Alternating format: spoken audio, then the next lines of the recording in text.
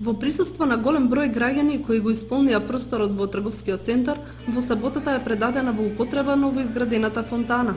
Начинот на пуштањето во употреба присуствуваа владиката Иларион, кој воедно ја освети, градоначалници од источниот плански регион и други присутни кои дојдоа да го видат фалениот и оспоруваниот објект. Вечерва сме овде во срцето на градот за да го официализираме новиот негов лик, новата фонтана. Му благодариме на неговото преосвештенство митрополитот Брегалнички Иларион, што ја даде благослов, што ја освети, па од ова место можеме само да посакаме долговечност. Оризот, водите и планината Осогово се трите символи на Кочани. Во решението на новата фонтана се споени два од нив, третиот се назира. Оризот и водите се главните. Идејното решение е изберено, е прифатено од архитектот Александар Петровски од Скопје, кој на анонимен конкурс што го распиша општина Кочани 2009 година ја освои првата награда.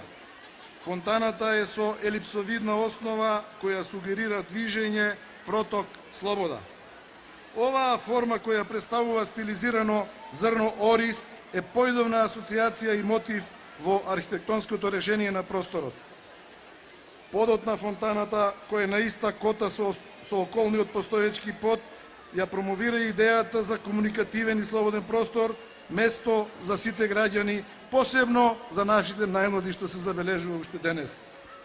Тоа значи дека во зима, кога нема да функционира како фонтана, таа може да се претвори во еден жив, урбан, повеќе наменски простор.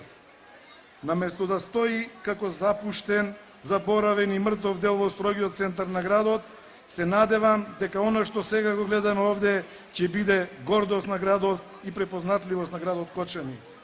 Свеченото отворање беше збогатено со огномет со музичките звезди Силви Бенд, Ѓоко Таневски и групата Шајн, кои создадоа впечатлива атмосфера. Граѓаните кои дојдоа да ја видат атрактивната фонтана се фотографираа пред неа и ги гледаа светлосните и водните ефекти. Ова засега е прва и единствена поголема фонтана во градот. Времето ќе биде најмеродавниот судија за нејзината оправданост и вредност.